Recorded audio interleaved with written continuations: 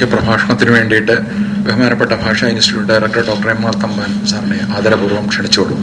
ബഹുമാന്യനായ കരീം സാർ, എൻ്റെ സ്നേഹിതൻ ശ്രീകാന്ത്, ശ്രീ യുനസ്, ശ്രീ സുഖൈർ, ബഹുമാന്യര്, അബ്ദുൽ ഖാദർ എന്ന പേരിൽ ഒരുപാട് മഹാന്മാരുണ്ട്. അതിടയ്ക്ക് ചില കൺഫ്യൂഷനും ഉണ്ടാക്കാറുണ്ട്.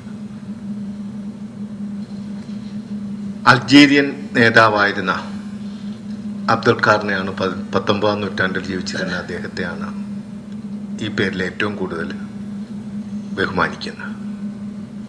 അതുപോലെ അബ്ദുൽ ഖാദർ അൽ ജിലാനി എന്ന മതപണ്ഡിതനും പ്രശസ്തനാണ്. പിന്നെ പെട്ടെന്ന് നമ്മുടെയൊക്കെ മനസ്സിൽ അബ്ദുൽ ഖാദർ എന്ന് കേൾക്കുമ്പോൾ കോഴിക്കോട് അബ്ദുൽ ഖാദറിന്റെ രൂപമാണ് കേരള സൈഗർ എന്ന് വിളിച്ചിരുന്നത്. നേരത്തെ ശ്രീ യൂനിസ് സൂചിപ്പിച്ചതുപോലെ വക്കത്ത് തന്നെ 3 അബ്ദുൽ ഖാദർമാരുണ്ട്. ഇവിടെ നമ്മൾ ഇന്ന് ചർച്ച ചെയ്യുന്ന അബ്ദുൽ ഖാദറിന് അർഹിക്കുന്ന അംഗീകാരം പുതിയ തലമുറയും മലയാളികളും നൽകാത്തതുപോലെ തന്നെ വക്കത്ത് ജനിച്ചു വളർന്ന സ്വാതന്ത്ര്യ സമര സേനാനിയായിരുന്ന അബ്ദുൽ ഖാദർ 26-ാമത്തെ വയസ്സിൽ തൂക്കുകയറിലേക്ക് ഏറെ രക്തസാക്ഷിത്വം മരിച്ച അബ്ദുൽ ഖാദർ.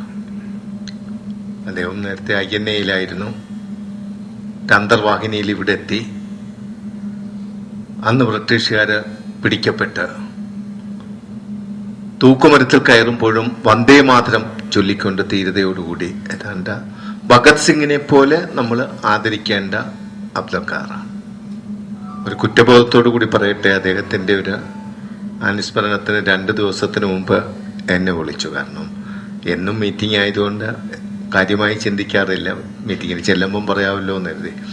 പെട്ടെന്ന് അബ്ദുൽ ഖാദർ എന്ന് കേട്ട്, വക്കം അബ്ദുൽ ഖാദർ എന്ന് കേട്ടപ്പോൾ ഞാൻ സാഹിത്യ നിരൂപകനായ അബ്ദുൽ ഖാദറെയാണ് ഞാൻ മനസ്സിൽ കരുതി.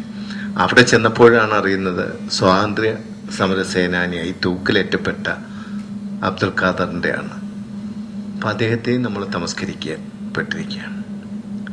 ഇവിടെ ഇന്ന് സാഹിത്യ നിരൂപകനായ അബ്ദുൽ ഖാദറെ കുറിച്ച്, കേരള ഭാഷാ ഇൻസ്റ്റിറ്റ്യൂട്ടിന്റെ ഭരണസമിതി അംഗമായിരുന്ന അബ്ദുൽ ഖാദറിനെ കുറിച്ച് പ്രൊഫസർ ഗുപ്തൻ നായരോടും അതുപോലെ പ്രൊഫസർ മുണ്ടശ്ശേരിയോടുമൊപ്പം കേരള ഭാഷാ ഇൻസ്റ്റിറ്റ്യൂട്ടിന്റെ സ്ഥാപക സമിതിയിലെ ഭരണസമിതിയിലെ അംഗമായിരുന്ന അബ്ദുൽ ഖാദറിനെ കുറിച്ച് വളരെ വിശദമായി കരീം സാറ് ഇവിടെ പറഞ്ഞു കഴിഞ്ഞു.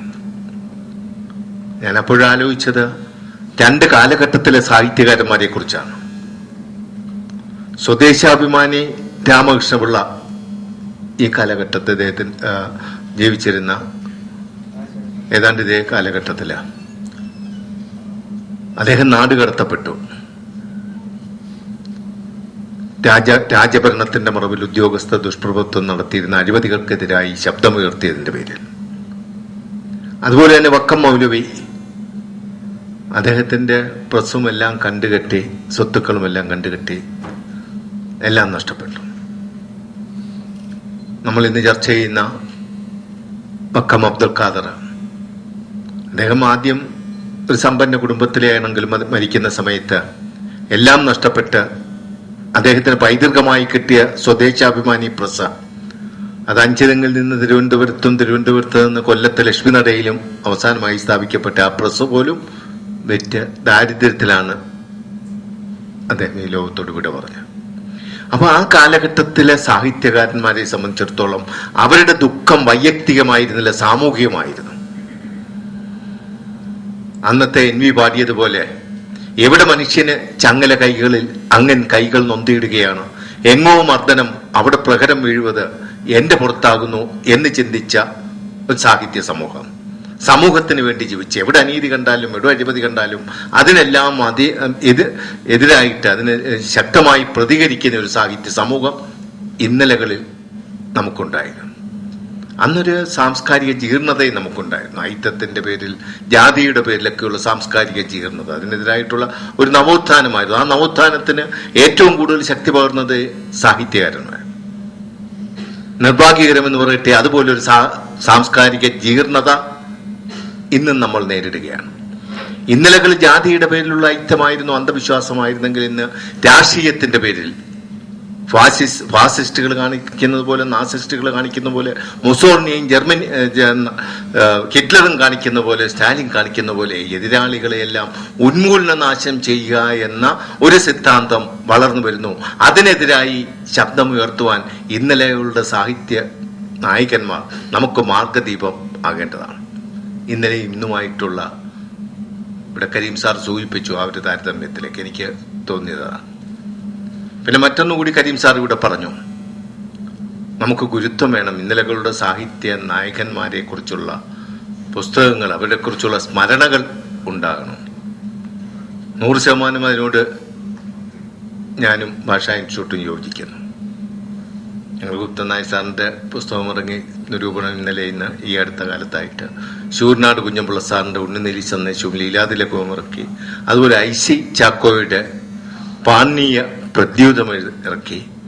ഇവിടെ അബ്ദുൽ ഖാദറിന്റെ സമകാലികനായിരുന്ന കേസരിയുടെ ചരിത്ര ഗവേഷണ ലേഖനങ്ങൾ MN വിജയൻ എഡിറ്റ് ചെയ്തത് 4 വോളിയങ്ങളിലായിട്ട് ഞങ്ങൾ ഇവിടെ പ്രസിദ്ധീകരിച്ചു. അപ്പം മൺമറഞ്ഞ സാഹിത്യകാരന്മാരോട്, ഇത് നമ്മുടെ ഒരു സാംസ്കാരിക പൈതൃകമാണ്. ഇന്നലകളിലെ സാഹിത്യകാരന്മാരും അവരുടെ കൃതികളും അതൊക്കെ നമ്മൾ ഡോക്യുമെന്റ് ചെയ്ത് സൂക്ഷിക്കേണ്ടതാണ്. ഭാഷാ ഇൻസ്റ്റിറ്റ്യൂട്ട് ഞങ്ങളെ കൊണ്ട് കഴിയുന്ന രീതിയിൽ അത്തരം ക്ലാസിക് കൃതികളെല്ലാം സംരക്ഷിക്കാൻ വേണ്ടി ഡോക്യുമെന്റ് ചെയ്യുന്നതിന് വേണ്ടി പുനഃപ്രകാശനം ചെയ്തുകൊണ്ടിരിക്കുകയാണ്.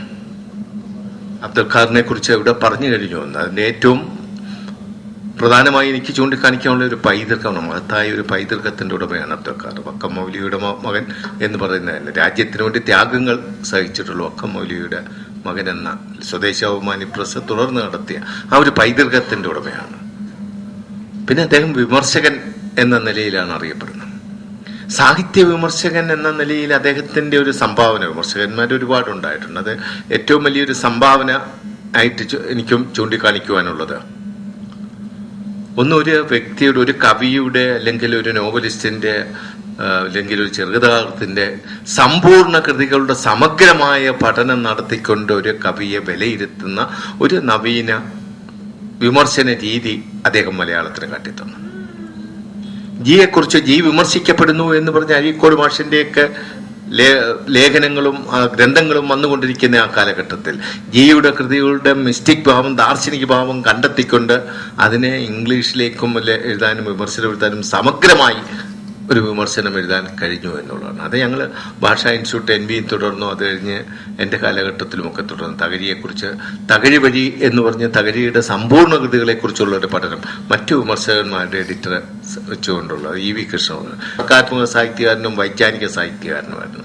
അദ്ദേഹം നാടകങ്ങൾ എഴുതിയിട്ടുണ്ട്. ഓർക്കുന്നത്, എടുത്തു പറയേണ്ട നാടകം സ്വദേശാഭിമാനി എന്ന നാടകമാണ്. കാരണം സ്വദേശാഭിമാനി പ്രസ് കണ്ട് കെട്ടിയതും CPയുടെ കാലത്ത് നടന്ന ക്രൂരമായ മർദ്ദനങ്ങളും എല്ലാം അവലംബമാക്കിക്കൊണ്ട് ആ ചരിത്ര സംഭവം തന്നെ ഒരു ചരിത്ര നാടകമാക്കി നടക്കും. അദ്ദേഹം കവിത എഴുതിയിട്ടുണ്ട്. അങ്ങനെ സാഹിത്യത്തിന്റെ സമസ്ത ശാഖകളിലും അദ്ദേഹത്തിന് കൈവയ്ക്കാൻ കഴിയും.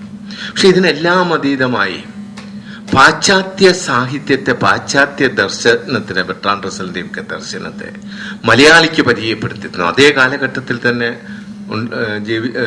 ഉണ്ടായിരുന്ന വിമർശകനായിരുന്നു കേസരി ബാലകൃഷ്ണൻ.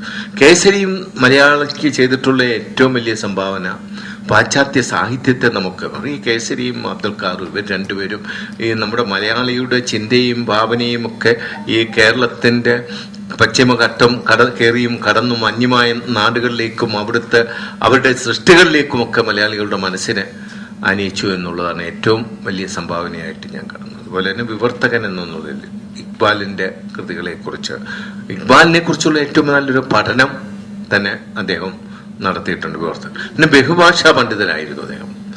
അറബിയും ഉറുദുവും ജർമ്മനിയും ഉൾപ്പെടെയുള്ള നിരവധി ഭാഷകൾ, NVയെ പോലെ തന്നെ നിരവധി ഭാഷകൾ പഠിക്കാനും അങ്ങനെ ഒരു ബഹുഭാഷാ പണ്ഡിതൻ എന്ന നിലയിലും അദ്ദേഹത്തിന് കൂടുതൽ സംഭാവനകൾ നടത്താൻ കഴിയുന്നുണ്ട്. പക്ഷെ ഈ സംഭാവനകൾക്ക് അനുസൃതമായ ഒരു അംഗീകാരം, ഒരു ആദരവ് എന്തുകൊണ്ടോ അദ്ദേഹത്തിന് കിട്ടിയിട്ടില്ല. ഞാൻ നീട്ടുന്നില്ല. എനിക്ക് സൂചിപ്പിക്കാനുള്ളത്, ഇവിടെ മീറ്റിങ്ങിന് മുമ്പ് തന്നെ ഞാൻ ശ്രീ സുഹൈറിനോട് പറഞ്ഞ കാര്യമാണ്. കാരണം ഒരു സാഹിത്യകാരൻ ജീവിക്കുന്നത് അക്ഷരങ്ങളിലൂടെയാണ്, അവരുടെ ഗ്രന്ഥങ്ങളിലൂടെയാണ്. അബ്ദുൽഖാറിന്റെ സംഭാവനകളെല്ലാം ഡോക്യുമെന്റ് ചെയ്യേണ്ടതാണ്. ഇന്നിപ്പം ഡോക്യുമെന്റ് ചെയ്യുന്നതിന് വലിയ ചെലവുകളുമില്ല. CD-യിലും മറ്റുമൊക്കെ ആക്കി വെച്ച് കഴിഞ്ഞാൽ 10-500 കൊല്ലം അത് ഇരിക്കും. പക്ഷെ അതോടൊപ്പം അത് പുതിയ തലമുറകളിൽ എത്തണമെങ്കിൽ ഒന്നുകിൽ അത് ഈ ബുക്കാകണം, അല്ലെന്നുണ്ടെങ്കിൽ നമ്മൾ പ്രിന്റ് മീഡിയയിലുള്ള പുസ്തകങ്ങളാണ്. അപ്പൊ അതിൽ ഏറ്റവും ഞാൻ ശ്രീ സുഹൈറുമായിട്ട് സംസാരിച്ചു. ഞാൻ അദ്ദേഹത്തിനോട് പറഞ്ഞു, ഇതുവരെ പ്രകാശനം ചെയ്യാത്ത ഒരു പുസ്തകമുണ്ട് മനുഷ്യനെ കുറിച്ചുള്ളത്. വളരെ ദാർശനികവും സാമൂഹികവും ചരിത്രപരവുമായിട്ട് മനുഷ്യൻ, മാക്സിം ഗോർക്കി പറഞ്ഞ മനുഷ്യനെന്ന മനോഹരമായ പദത്തെക്കുറിച്ചുള്ള എല്ലാ ആസ്പെക്റ്റിലും വീക്ഷിച്ചുകൊണ്ടുള്ളൊരു ഗ്രന്ഥം അദ്ദേഹം എഴുതിയിട്ടുണ്ട്. അത് ഇതുവരെ പ്രകാശനം ചെയ്തിട്ടില്ല. അതൊരു 280 പേജിൽ എഡിറ്റ് ചെയ്ത് അതൊരു പുസ്തകമാക്കണം എന്നൊരു അദ്ദേഹത്തിനോട് ഞാൻ പറഞ്ഞു. അദ്ദേഹത്തിന്റെ കുടുംബത്തിൽ തന്നെ പ്രൊഫസർമാരും എല്ലാം ഉണ്ട്. അത് ആരെങ്കിലും ഇന്ന് തന്നെ അതിനെ ചുമതലപ്പെടുത്തിയാൽ ഈ ശതാബ്ദി ആഘോഷത്തിന്റെ സമാപന സമ്മേളനത്തിന് മനുഷ്യൻ എന്ന ആ പുസ്തകം നമുക്ക് പ്രകാശനം ചെയ്യാൻ കഴിയും. മറ്റൊന്ന്, ജിയെ കുറിച്ചുള്ള പുസ്തകങ്ങൾ, തൂലികാ ചിത്രങ്ങള്, ഇത് ഓരോന്നും ഇറക്കിക്കഴിഞ്ഞാൽ വായനക്കാരെ കിട്ടിയൊന്നോ വിൽപ്പന നടന്നൊന്നോ വരില്ല. പക്ഷെ ഇതെല്ലാം സെലക്ട് ചെയ്ത ആർട്ടിക്കിൾ സെലക്ട് ചെയ്തുകൊണ്ട് അദ്ദേഹത്തിന്റെ ഒരു തെരഞ്ഞെടുത്ത കൃതികളെന്നോ ലേഖനങ്ങളെന്നോ പറഞ്ഞുകൊണ്ട് കുറച്ച് ജോലിയുള്ളതാണ്. അതൊന്നും ഇടയ്ക്കാണെങ്കിൽ അതും ഭാഷാ ഇൻസ്റ്റിറ്റ്യൂട്ട് പബ്ലിഷ് ചെയ്യാൻ തയ്യാറാണ്. ഞങ്ങളുടെ ഭരണസമിതി അംഗമായിരുന്ന, നമ്മുടെ മലയാളത്തിന് ഏറ്റവും കൂടുതൽ സംഭാവനകൾ നൽകിയിട്ടുള്ള വക്കം മൗലവിയുടെ മകനായ അബ്ദുൽഖാറിന് ഞങ്ങൾക്ക് സമർപ്പിക്കാനുള്ളൊരു തിലോദകമായി അതിനെ കണക്കാക്കിക്കൊണ്ട് ഞങ്ങൾ ചെയ്യാം. പക്ഷെ അതിന്റെ സമിതിക്കാരും ബന്ധുക്കളും കൂടി മുൻകൈ എടുത്ത് അതിന് ശ്രമിച്ചെങ്കിൽ മാത്രമേ ഇതാകുള്ളൂ. അല്ലെങ്കിൽ ഈ വാഗ്ദാനം ഉറപ്പാണ്. ഇപ്പൊ ഞാനിത് എടുത്തു പറയുന്നത് വളരെ ദുഃഖത്തോടുകൂടി പറയുകയാണ്. ശൂരനാട് കുഞ്ഞമ്പിള്ള സാറിന്റെ ജീവചരിത്രം ഞങ്ങൾ പ്രകാശനം ചെയ്തു. അത് കഴിഞ്ഞിട്ട് ശൂരനാട് കുഞ്ഞമ്പിള്ള സാറിന്റെ ഉണ്ണുനീലി സന്ദേശോലിയിലെ അതിലെ ഞങ്ങൾക്ക് അതിന്റെ റൈറ്റ് ഭാഷാ ഇൻസ്റ്റിറ്റ്യൂട്ടാണ്. മറ്റ് ചില കൃതികൾ കൂടി ഞങ്ങൾ പ്രകാശനം ചെയ്യാം. അദ്ദേഹത്തിന്റെ ജന്മശതാബ്ദി വർഷമാണ് അത്. ഞങ്ങൾ മുഖ്യമന്ത്രിയുടെ സാന്നിധ്യത്തിലാണ് അത് പറഞ്ഞത്. പക്ഷെ ഇതിന്റെ റൈറ്റ് എല്ലാം കുഞ്ഞമ്പിള്ള സാറ് പല മക്കൾക്കായിട്ട് ഓരോ ബുക്കും വീതം വെച്ച് ഇരിക്കുകയാണ്. പക്ഷെ ആ മക്കള് ഇതിന്റെ റൈറ്റ് തരുന്നതിനൊരു എന്തോ ഒരു താല്പര്യം. എന്താ, നല്ല റോയൽറ്റി 15% റോയൽറ്റി ഒക്കെ ഉള്ളതാണ്. പക്ഷെ ആ എന്തുകൊണ്ടോ സംഭവം നടന്നില്ല. കാരണം അത് കുടുംബാംഗങ്ങളുടെ താല്പര്യക്കുറവ്. ഇവിടെ അതുണ്ടാകില്ല എന്നെനിക്ക് പൂർണ്ണ വിശ്വാസമുണ്ട്. സുഹൈറും മറ്റും പ്രത്യേകിച്ച് യൂനിസുമൊക്കെ നേതൃത്വം കൊടുത്ത് ഈ 2 പുസ്തകങ്ങൾ എഡിറ്റ് ചെയ്യാൻ ഇന്ന് തൊട്ട് തുടങ്ങിയാൽ ഇതൊക്കെ സെലക്ട് ചെയ്യാനും എഡിറ്റ് ചെയ്യാനും. അതിന് മനുഷ്യനെ കുറിച്ച് എഴുതിയിട്ടുള്ള പുസ്തകങ്ങൾ ഇപ്പോഴും ഞാൻ അറിഞ്ഞെടുത്തോളം ഒരു 10-500 പേജ് വരും. 500 പേജുള്ള പുസ്തകം ആരും വാങ്ങിക്കില്ല. അത് വീട്ടിൽ നിന്ന് അലങ്കാരമായി വാങ്ങി വെക്കുകയുള്ളൂ. തെക്കാരന്റെ പുസ്തകം വാങ്ങിച്ചാൽ മാത്രം പോലെ അത് വായിക്കുകയും വേണം. അപ്പൊ അങ്ങനെ ആകുമ്പോൾ ഒന്ന് എഡിറ്റ് ചെയ്തൊരു 200 പേജ് 250 പേജ് ആക്കേണ്ടി വരും. അങ്ങനെ എഡിറ്റ് ചെയ്യുന്നതിനുള്ള ശ്രമം കൂടി, അദ്ദേഹത്തിനോടുള്ള ആദരവ് സൂചകമായിട്ട് അതിനുള്ള ശ്രമം കൂടി കുടുംബാംഗങ്ങളും അദ്ദേഹത്തെ സ്നേഹിക്കുന്ന മറ്റ് അക്ഷരസ്നേഹികളും ശ്രമിക്കണം എന്ന് അഭ്യർത്ഥിച്ചുകൊണ്ട് ദീപ്തമായ ആ ഓർമ്മയ്ക്ക് മുമ്പിൽ ഞാനും പ്രണാമം അർപ്പിക്കുന്നു.